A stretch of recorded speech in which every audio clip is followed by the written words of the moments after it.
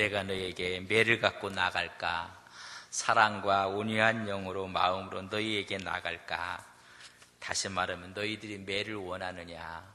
아니면 내 사랑을 원하느냐? 그런 말씀입니다. 너희가 무엇을 원하느냐? 제가 신대원을 졸업하고 86년에 처음 신방전도사로 한 교회에 가서 섬기게 되었습니다. 거기에서는 우리 담임 목사님이 이런 닉네임을 갖고 있고 이런 표현을 듣는 분이었습니다. 그 당시에 김동길 교수님이 많이 강연을 하시러 다니셨고 그랬어요. 고향이 평양 쪽에서 같은 고향이 같으셔서 그분을 초청해서 제가 신방전선에 있었던 그 교회에 몇 번 오셔서 집회를 하셨어요. 어느 날은 그 김 교수님을 대구로 모셔다 드리게 되었습니다. 그래서 하는 말이 그런 이야기를 해요. 우리가 모시고 있는 담임 목사님을 가리켜서 하는 말이 그 목사님은 못난 맛의 목회를 해서 내가 너무 좋아. 누구나 잘난 맛의 목회를 하는데 그 우리 담임 목사님이었던 제자 건자를 쓰시는 김재건 목사님이셨는데 그 목사님은 자기 못난 맛의 목회를 해서 너무너무 좋아 그러더라고요. 여러분 오늘 이 시대는 전부 다 잘난 맛에 살고 있어요. 못난 맛의 목회를 한다 그 의미가 지금도 마음속에 확 나요. 옆 사람에게 잘난 맛으로 삽니까? 못난 맛으로 삽니까? 한번 여쭤보세요.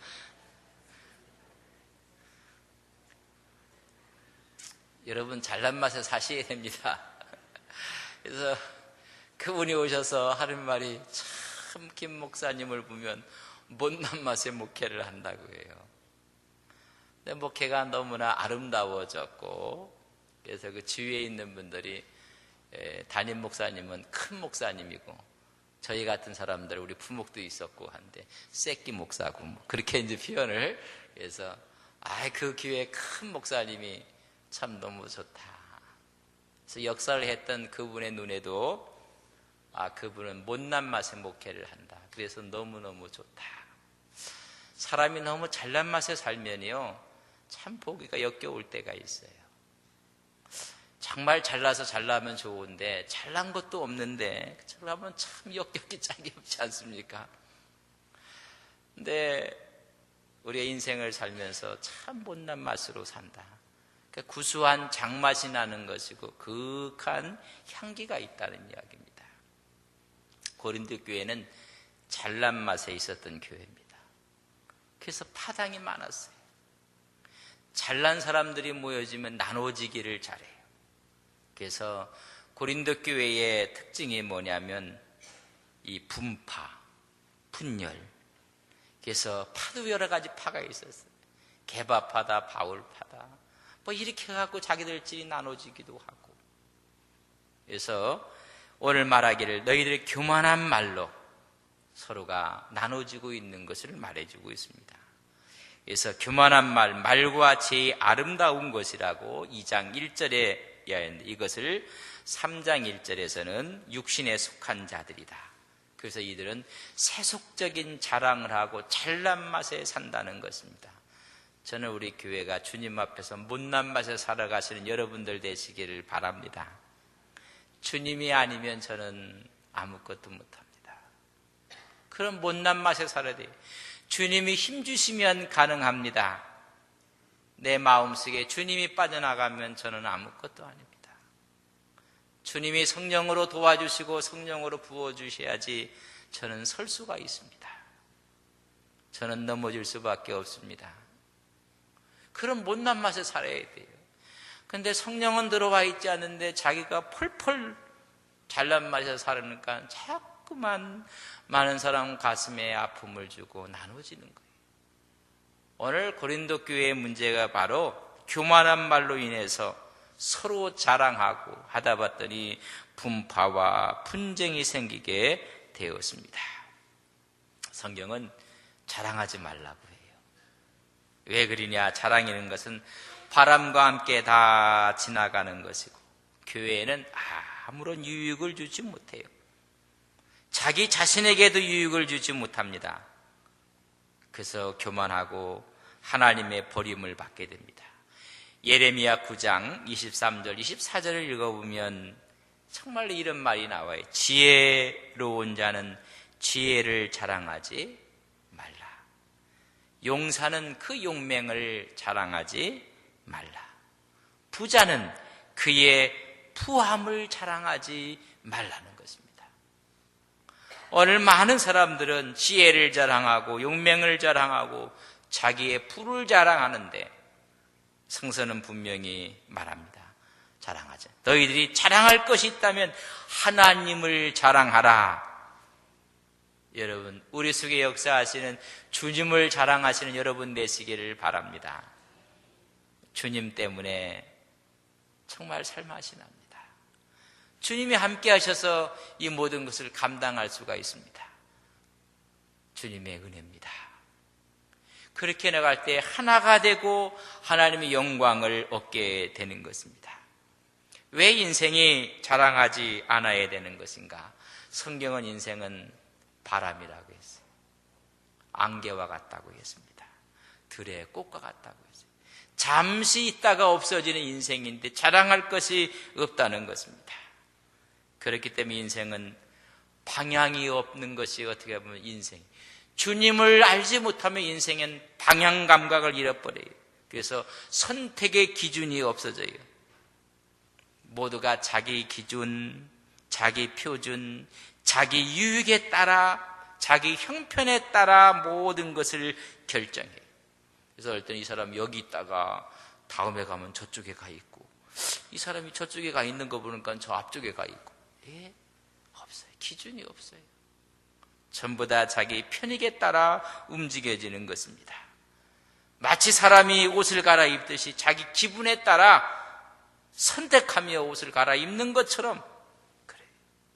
그래서 기준이 있는 것 같지만 특별한 이런 기준들이 있다면 지금 온 국민들이 가슴 아파하는 세월호가 침몰도 안 됐을 거예요. 모든 기준들을 다 어긴 거예요. 자기의 사육을 위해서, 사심을 위해서 다 바꿔놓은 것입니다. 기준이 없기 때문에 항상 동요하는 것입니다. 우리는 바른 자세, 바른 원칙, 바른 신앙, 바른 신앙을, 믿음을 가져. 먼저 하나님. 여러분, 먼저 하나님을 자랑하시는 여러분들 되시기를 바랍니다. 그럼 안전해요, 안전. 내 속에서 하나님의 말씀, 하나님의 의도와 뜻이 나타나는 것입니다. 인생에 살다 보면 목적이 있고 목표가 있는 것처럼 보이지만은 목표를 잃어버리고 사는 사람들이 너무나 많이 있습니다. 교육학에서는 교육 목표가 설정되지 아니한 교육은 실패할 수밖에 없다는 것입니다. 어떻게 보면 교육학의 여러분 기본이 분명한 타켓이 있어야 하는데 오늘 신앙인의 타켓도 잊어버렸어요. 목표도 잊어버렸어요. 우리가 예수님을 닮아가고 예수님의 형상을 보여줘야 한다는 이것도 다 잊어버리고 있어요. 오늘 교회가 뭘 보여줘야 되는가? 신앙인들이 무엇을 세상 앞에 보여줘야 되는가를 잃어버리고 있다는 것입니다. 그래서 바울은 내 이제까지 걸어왔고 방향을 제시받았던 그 모든 것들을 다 배설물로 여긴다. 이제는 표대를 향하여 그리스도 안에서 하나님이 위해서 부르신 부름의 상을 위해서 그 표대를 향해 달려간다. 빌립보 3장 14절에 말씀하고 있어요. 그러나 우리는 모두가 이것을 잃어버리고 가고 있어요. 정말 누구를 바라보고 누구를 지금 향하여 가고 있는 것인가? 그렇기 때문에 오늘 말씀을 한번 보세요. 19절. 너희들이 교만하지 말라 했고, 주께서 허락하시면 내가 너희에게 속히 나아가서 교만한 자들이 말이 아니라 오직 그 능력을 알아보겠으니 하나님의 나라는 말에 있지 아니하고 오직 능력에 있음이니라. 너희들이 교만한 말을 갖고 있는데 내가 나가서 볼 것은 너희들이 교만한 말이 아니라 내가 능력을 알아봤으면 좋겠다. 교만한 자의 말은 여러분 현란합니다. 아주 능숙합니다. 그러나 능력이 없어요. 여러분, 다시 말하면 변화가 없습니다. 말을 많이 하는데 변화된 삶이 없어요. 그리스도의 능력이 나타나지 않는다는 것입니다. 그래서 하나님의 나라는 말에 있지 아니하고 오직 능력에 있느니라. 하나님의 나라는 두 가지로 이해를 하셔야 됩니다. 하나님의 나라는 미래적인 하나님의 나라가 있어요. 우리 주님께서 재림하셔서 이루어질 완전한 하나님의 나라, 완성될 하나님 나라, 그건 우리가 천국에 가서 얻을 하나님의 나라예요. 그러나 현재적인 하나님 나라가 있어요. 이 땅에 우리가 살고 있지만은 성령께서 내 마음속에 오셔서 그 성령이 나를 지배하셔서 내 마음속에 평강이 넘치는 상태, 하나님의 나라. 하나님 나라가 가까이 왔다고 했어요. 하나님 나라를 가는 줄 알았더니 하나님 나라가 온다는 거예요. 주의 성령이 내 마음속에 들어오면 내 마음속에 하나님의 나라가 이루어진다는 것입니다. 그런 성도들이 모여있는 신앙 공동체, 교회 공동체, 바로 이것이 하나님의 나라예요. 여기서 지금 바울의 하나님의 나라는 우리가 훗날 갈 그 나라가 아니라 성령께서 내주하셔서 우리 속에 평강으로 함께 하시고 평강의 은혜가 있는 사람들이 함께 모인 신앙 공동체, 거기에는 말에 있지 아니하고 오직 능력에 있느니라. 하나님을 믿는 사람들이 모여있는 그곳은 말에 있는 것이 아니란 말이죠. 어떤 사람 말만 해요, 말만. 근데 변화가 없어요. 하나님께 보여지는 삶이 없다는 것입니다. 그래서 말에 있지 아니하고 오직 능력에 있느니라. 여러분, 평강케 하고 교회 공동체가 되는 것은 인간의 말로 되는 것이 아니라 오직 그분의 능력으로 된다는 것입니다. 그런데 고린도 교회는요, 모두가 말로서 왕노릇했어요. 말로서. 여러분 8절에 보세요. 8절에 보면 같이 한번 읽어보세요. 4장 8절 같이 읽습니다. 시작. 너희가 이미 배부르며 이미 풍성하며 우리 없이도 왕이 되었도다. 우리가 너희와 함께 왕노릇하기 위해서 참으로 너희가 왕이 되기를 원하노라. 너희들이 진정한 왕이 아니라 말로 왕노릇했다는 게 말로 왕노릇. 이 바울이 지금 이 서신을 쓰면서 말로 너희들이 왕노릇했다는 것입니다. 거짓된 왕노릇을 하고 있다는 것을 말씀해 주고 있습니다. 그래서 내가 너희들에게 갈 때 매를 가지고 갈까? 아니면 사랑을 가지고 가랴? 다시 말하면 뭐냐면 시기와 분쟁을 일삼고 말로 왕노릇한다면 내가 매를 가지고 가겠다는 거예요. 그러나 너희들이 뉘우치고 화합한다면 사랑과 온유한 마음으로 너희들에게 내가 나아가겠다. 여러분, 우리 주님께서 사랑과 온유한 마음으로 다가오시는 주님의 모습이 우리가 기다리는 모습인 것을 믿습니다. 그러나 그렇지 않고 말로 왕노릇하고 마음에 평강이 없고 그럼 내가 너에게 매를 들고 가겠다는 거예요. 매를. 이것을 우리는 권징이라고 해요. 여기서 7위권에 대한 이야기를 해주고 있는 모습을 볼 수가 있습니다. 그래서 우리가 지켜야 할 것은 우리가 말을 잘 지켜야 돼요.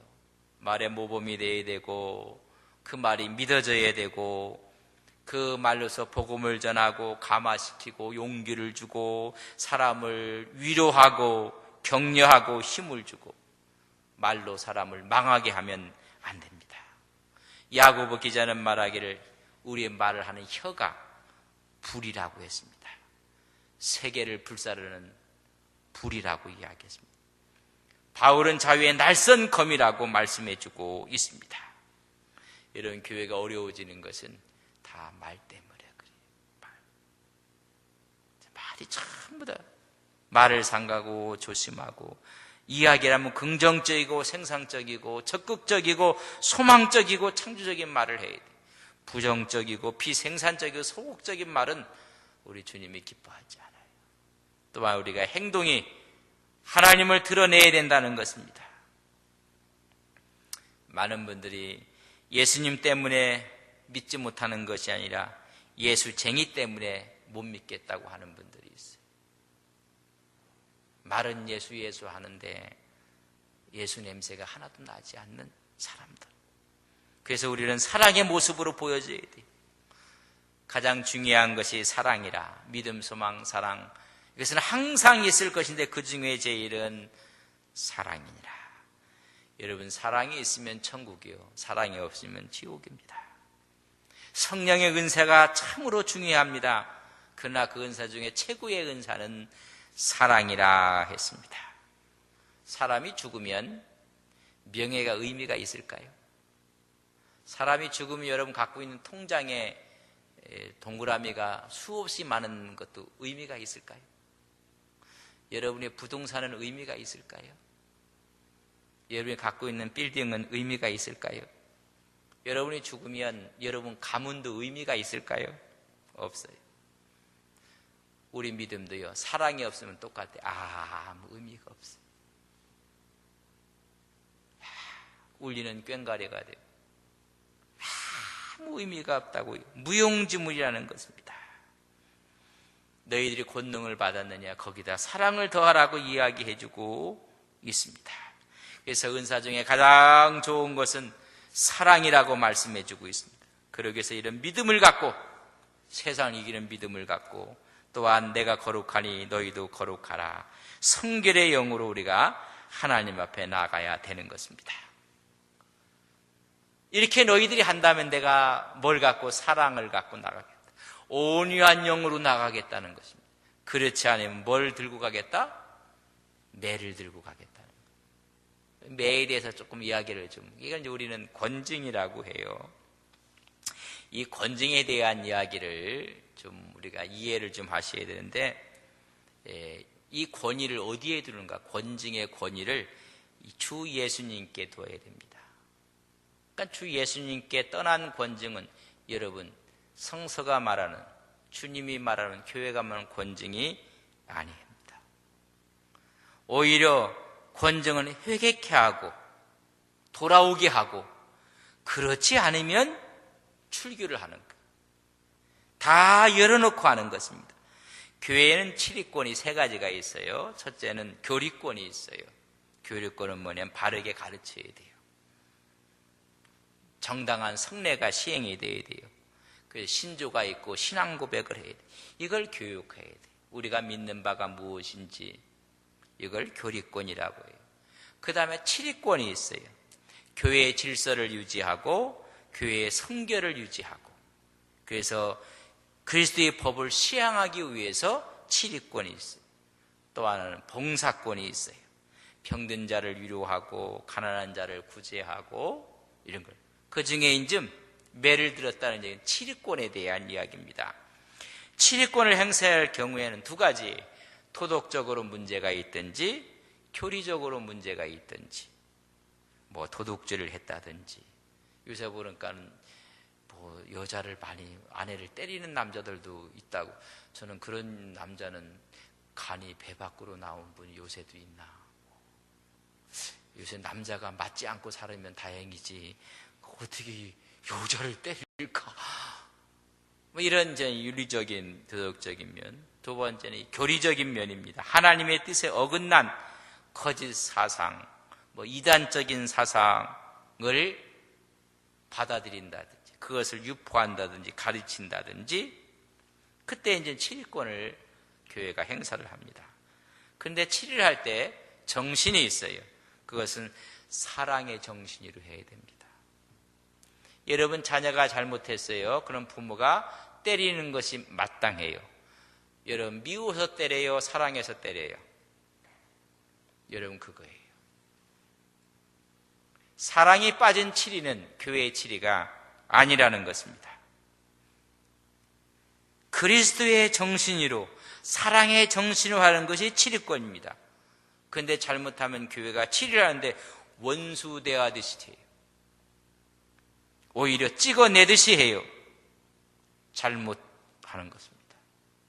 그래서 데살로니가 후서 3장 5절에 보면 너희 마음을 인도하여 하나님의 사랑과 그리스도의 인내에 들어가도록 하기를 원하노라.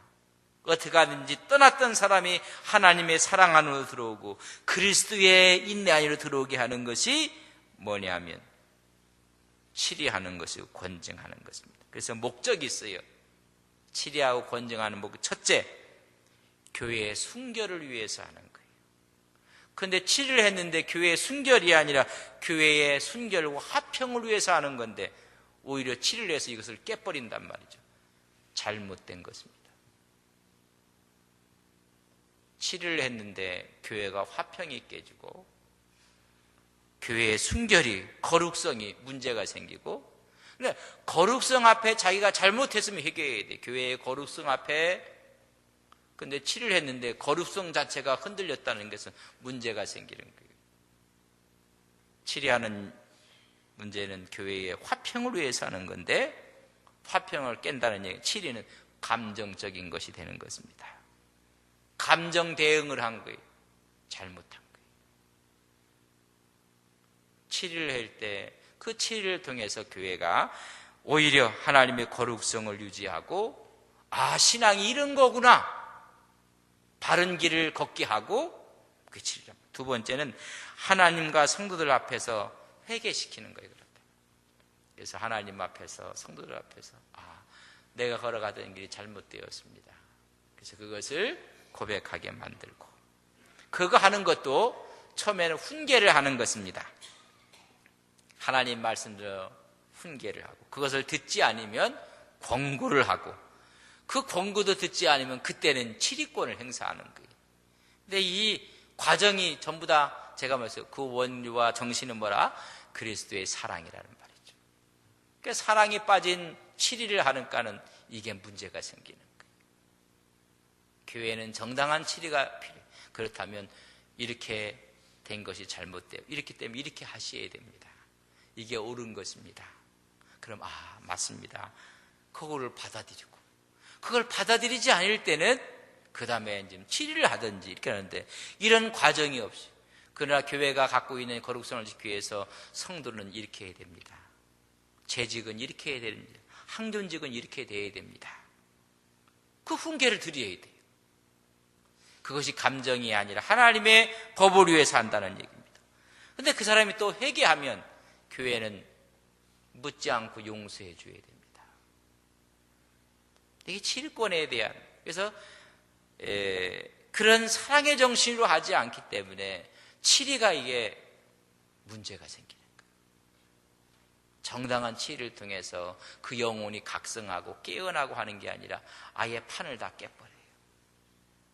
전부 다 감정을 해요. 그리스도의 정신이 없어져 버렸어요.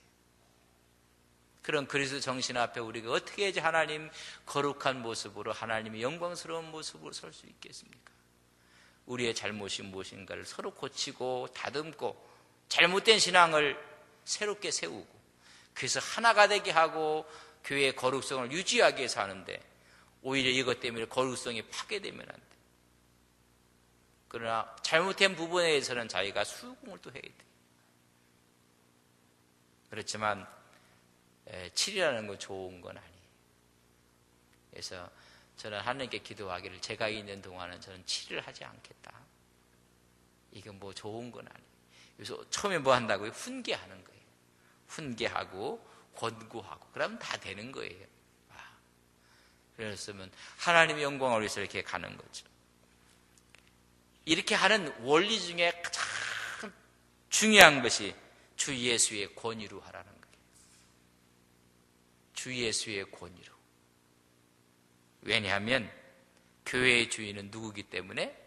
주님이기 때문에. 그런데 주 예수의 권위로 하는 게 아니라 지 권위로 한다.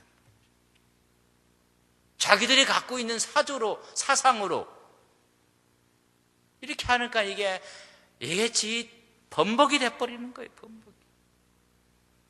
하나님의 의도가 무엇인지, 주인의 뜻이 무엇인지, 주인이 뭘 기뻐하시는지, 이러면서 사랑하는 자에게 뭘 주신다고 채찍한다고 했어요. 사랑의 채찍을 가는데 그것이 아니라 감정을 내세우고 주 예수의 권위가 아닌 권위로, 주인의 권위가 아니라 자기의 권위로 하니까 문제가 생겨지는 것입니다. 그래서 바울이 뭘 지금 갖고 나가겠다는 거예요? 매를 지금 갖고 가겠다는 거예요. 그러나 너희들이 훈계를 듣고 권고를 들으면 내가 다시 바꿔서 뭘로 갖고 가겠다? 사랑으로 나가겠다 해서 우리는 사랑으로 나가야 돼요. 하나님의 사랑으로 나가고 말씀에 온유한 영으로 온유한 마음으로 나가고 하나님께 나가는 것입니다. 우리가 치리하고 징계를 해요. 여러분 마지막 잘 들어보십시오. 교회가 갖고 있는 치리권은 영원하지 않습니다. 여러분 이해하셔야 돼요. 교회가 치리를 했다, 교회가 어떤 심판을 했다, 영원하지 않습니다. 치리도 마찬가지고 징계도 일시적인 것이고 궁극적인 것은 그리스도께서 하시는 것입니다. 징계는 범죄한 영혼에 대한 최종적인 심판이 아닙니다. 회개와 돌이킴을 위한 일시적인 방편이에요. 돌아올 수 있도록 하는 데 의미가 있어요. 아예 끊어내려고 하는 데 의미가 있는 것이 아니라는 것입니다. 교회에서 어떤 문제가 있어 그 사람에 대해서 당회가 치리를 한다, 돌아올 수 있는 문을 활짝 열어놓고 해야 돼요. 왜? 영원하지 않습니다. 근데 이걸 영원한 것처럼 막 고집을 하는 것입니다. 회개와 돌이킴을 위한 하나의 방편이로서 하는 것이 우리에게 준 징계의 의도라는 것입니다. 그래서 참된 징계의 정신은 사랑이에요. 여러분 사랑이 없으면 나무라지도 마십시오. 사랑이 없으면 책망하지도 마십시오. 여러분 자녀들 사랑이 없으면 매도 들지 마십시오. 사랑하기 때문에 매를 드는 것입니다. 사랑하기 때문에 하는 것입니다.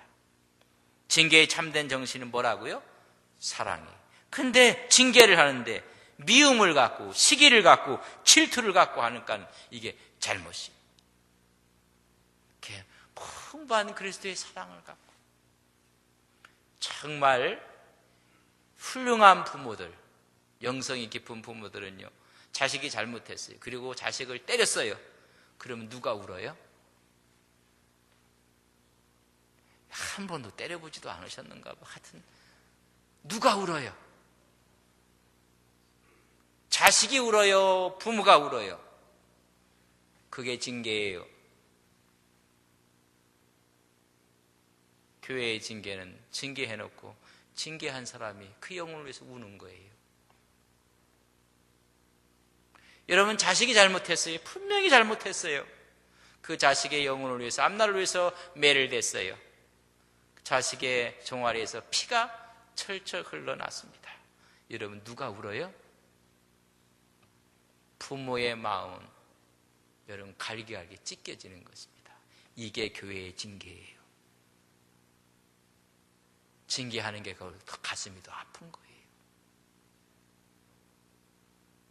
이게 그래서 내가 매를 갖고 가고 온 게 아니라 내가 너에게 사랑을 갖고 가고 싶다. 내가 온유의 영을 갖고 내가 너희들에게 나가겠다. 사실 이 매도 사랑과 온유 속에 들어와 있는 매란 말이죠.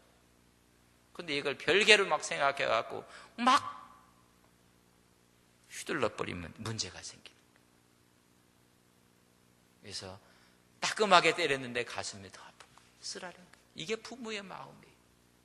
이게 교회가 갖고 있는 징계에 대한 여러 의미고 의도라는 것을 알죠. 그래서 내가 너에게 뭘 갖고 뭘 원하느냐. 그들이 새롭게 공고를 받아서 하나님의 은혜 가운데 하나 되기를 원하는 바울의 마음이 오늘 주님께서도 우리에게 주님 앞에 설 때 우리가 매맞을 일이 많아요. 그러나 주님은 더 눈물을 흘리세요. 우리의 영혼을 위해서, 우리의 미래의 장래의 축복을 위해서. 여러분 자녀가 잘 되기가 원해요? 부모가 자녀 잘 되는 걸 더 원해요? 이번에 가서 우리 아이들을 봤더니요, 내가 너희들 잘 되기 원하는 것 같고 지가 지 잘 되기 원하는 것 게임이 안 돼요. 속이 상해요. 하나님 그래서 1년에 한 번 보게 하신 걸 감사합니다. 그 자주 봤으면 속이 터져갖고 다 썩을 것만 같아. 우리 애만 그린지 뭐 하여튼 그렇게 보지 마세요. 애들 착해요. 그러나 부모의 마음에 못 따라와요. 여러분 따라옵니까? 솔직히 얘기해 보세요. 부모의 마음은 이만큼 가 있는데 자식은 여기서 토닥거리고 있으니까 속이 타요. 그런 자식을 때리는 부모의 마음은 피눈물이 나는 거예요. 그게 교회가 갖고 있는 징계의 의도란 말이죠. 그런 마음 없으면 치리권 교회가 행사하면 안 돼요. 노예가 행사해도 안 되고 총회가 행사해도 안 돼요. 그런 마음이 있을 때 하는 거예요.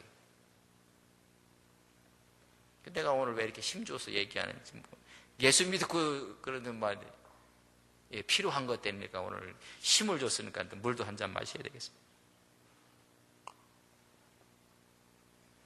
우리 기도합시다. 우리가 늘 주님 앞에서 사랑과 온유한 영을 갖고 오시는 주님의 모습을 기다리고 매를 들었던 주님께서 눈물을 더 흘린다는 사실을 기억하셔야 됩니다. 자식을 앞에 놓고 매를 든 부모의 마음은 피눈물이 나는 것입니다. 우리 바울이 내가 너에게 매를 들고 가랴. 사랑과 온유를 갖고 가랴. 너희 뭘 원하느냐? 바울의 마음은 지금 아픔과 눈물을 흘리고 있는 거예요. 뭐가 되게? 교회가 교회되게 하기 위해서. 너희들이 믿음이 믿음되어지기 위해서. 오늘 우리를 위해서 이렇게 중보하고 도구하시는 우리 주님의 영이, 성령의 영이 함께하는 것을 믿습니다. 하나님, 이런 은혜가 우리 마음속에 있게 하옵소서. 사랑이 넘치는 마음, 은혜가 넘치는 마음이 있게 하옵소서. 같이 한번 기도합시다.